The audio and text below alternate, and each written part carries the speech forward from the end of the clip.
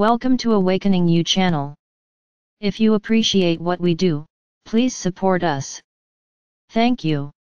Good morning, dear Jesus. Thank you very much for your last message. What do you have for me today, as I do a quick clean of the kitchen in preparation for my son's imminent arrival? And these last few days, in fact for the last week, I have felt quite upbeat, cheerful, optimistic.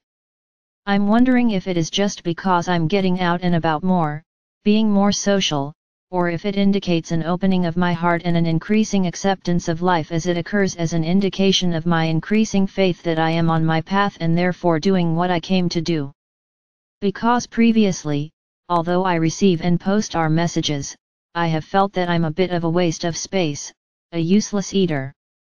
That feeling has almost totally dissolved, and I can't help wondering if it is but a momentary upliftment of spirit, or will it last? So many of the saints and mystics I have read about have had ongoing dark nights of the soul, whereas I am truly blessed in not undergoing those kinds of deep depression. So maybe I'm just changing my attitude, my perception, and seeing things differently, as one of your lessons in ACIM, A Course in Miracles, suggests. Jesus, good morning, John.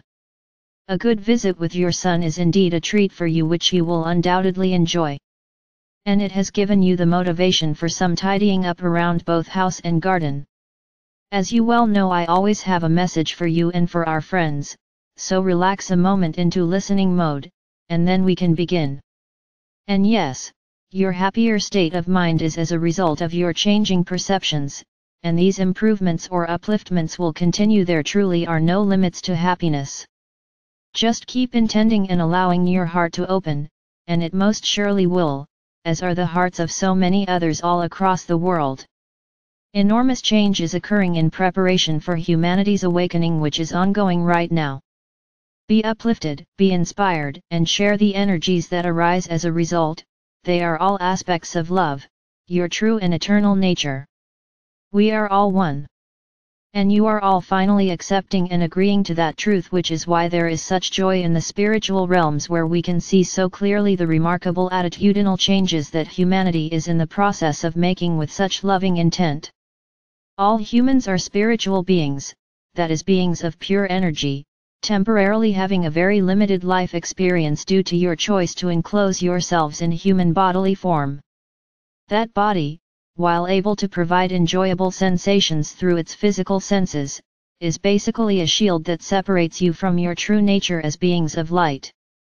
While embodied, you can choose to be unloving, uncaring, competitive, aggressive, self-seeking, and unaware of the feelings of others, or you can choose to be the opposite. The body hides your true nature from you, making it possible for you to make these kinds of choices. However, without it you can only be the fully sentient and conscious being that God created, a being of infinite love. God, love, are sources unaware of anything that is not in complete and unchanging alignment with love, because there is nothing else to be aware of. God is all that exists, and each sentient and conscious living entity is part of and eternally one with Him. There is nothing but God. The best way to conceive of that is to try and imagine love as a field of infinite energy, far, far vaster than the enormous universe in which your tiny planet is located and on which each of you in your minuscule human bodies resides.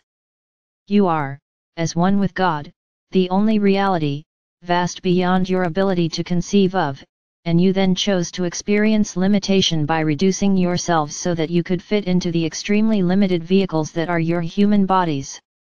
It is really no surprise that you frequently feel extremely frustrated with your apparent smallness and consequential insignificance. To be as vast as God is, which you are because you are eternally one with Him, and to experience a life that is severely limited by your human form, and while seemingly unaware of your true nature, is an extremely confusing and most unsatisfactory state of affairs. You know that your human form is inadequate, and yet there appears to be no alternative. Most of you at some stage then start to look for the real meaning to your lives, as you tell yourselves there has to be a meaning, a much deeper and more realistic meaning than just struggling to stay alive. And of course there is. You are godlike beings, children of the Divine Creator, created like unto Him, vast, powerful, and majestic, so life as a human can never satisfy you. If separation from God was possible and had happened, then your lives would be incredibly short and meaningless. But separation from the source in which all existence resides is impossible, and you are all, every single sentient being who has ever entered the illusion, perfect divine beings with infinite wisdom, infinite knowledge, and infinite creative ability, because you are one with God, who is love, in which all that exists has its eternal existence. You can never be less than God Himself, because when He created you, He endowed you with all that He is. That is a concept that is practically meaningless to you in your severely limited illusory state of existence as humans.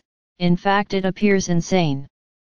So, rejoice, because what you are experiencing is utterly unreal, and you are about to awaken into reality and recognize yourselves once more as the eternal and divine beings that God, out of infinite love, created you.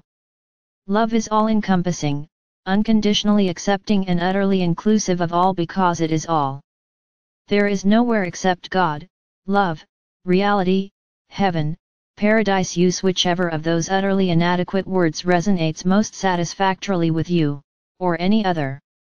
And each and every one of you presently on earth, as well as all those who have preceded you or who will follow you, are eternally one with that. There are no exceptions, so cease judging others as better or worse than, and understand that every sentient being is an absolutely essential part of God, no matter what it appears they are or may be doing as humans incarnate on earth. You truly have no conception of the vastness of God, or of you, while you have chosen to limit yourselves to believing that the illusion in which you find yourselves is real. You have indeed built an extremely real-seeming environment in which to experience life as separated humans competing constantly with one another for the goods, the benefits, and the necessities of human life. And I say to you, rejoice, because it is unreal. You will awaken because God is love, as are all of you, and He could not and would not allow you to sleep indefinitely, experiencing dreams and nightmares that terrify you. It is His joy and His will to see you awake and sharing in joy with Him in every moment, eternally fully conscious, eternally fully aware, eternally fully awake, because that is how He created you, and your apparent existence in your illusory world, with all its inevitable pain and suffering, is to be terminated as you waken into that state of infinite joy. You have free will, therefore you have complete freedom to construct and build as many illusory worlds or universes as you choose, but they will always remain unreal, illusory, because God, of whom you are all inseparable parts, is the only reality. Therefore you will awaken. Your awakening is inevitable, because it is impossible to remain asleep and dreaming for more than a brief moment. When you awaken, and that moment is imminent, your joy, along with God's, will be infinite. So, every day, please, enter your inner sanctuary, that holy of holies within each one of you, where the flame of divine love burns continuously, and refresh yourselves with the loving embrace that awaits you there. By doing that you move ever closer to awakening, and as you do, the energy field of love that you are expands and flows outwards to all others within the illusion, bringing them also ever closer to awakening. You are all one, utterly inseparable from one another, O our God, but you have forgotten this, and within the illusion that seems to be a weird concept, an insane idea that a few weirdos cling to because they are unable to cope with life and death in the real world. Well, the weirdos are those who are desperately clinging to that real world in which conflict, suffering, betrayal, and death are endemic and real. As divine beings, eternally at one with God, but apparently living long and stressful lives alone as humans, you each do have, deep within you, an inner self or space containing intimations of the real you, where you have instant access to us in the spiritual realms. We watch over you constantly, and we constantly await any calls you may make to us by any name you use to call on us for assistance. We are always available. There is never a moment when you could call on us and not receive an immediate answer. Unfortunately, by the time you have called on us, you have mostly decided what the answer is that you wish to hear, and you have acted upon it, and so you frequently do not hear our response to your call, and believe yourselves to have been unheard. That is why practicing listening as you meditate or sit silently in that inner space is so important. You can hear us. Often you choose not to, because, having considered and judged the situation with which you need our assistance, you choose to follow a less wise course of action, and when the results are less than you had hoped for, you decide that you are indeed on your own separated, which is an absolute impossibility, and that seeking assistance from us is useless because we obviously have either not heard you, have chosen not to respond, have misunderstood you, or do not exist. I assure you that we truly are with you in every moment, that you are never alone, abandoned, unseen, or unloved. When you experience those sensations, it is because you have chosen to shut yourselves off from love because you fear that you are unworthy of it. As children of God, there is never a moment when you are unworthy of His infinite love for you.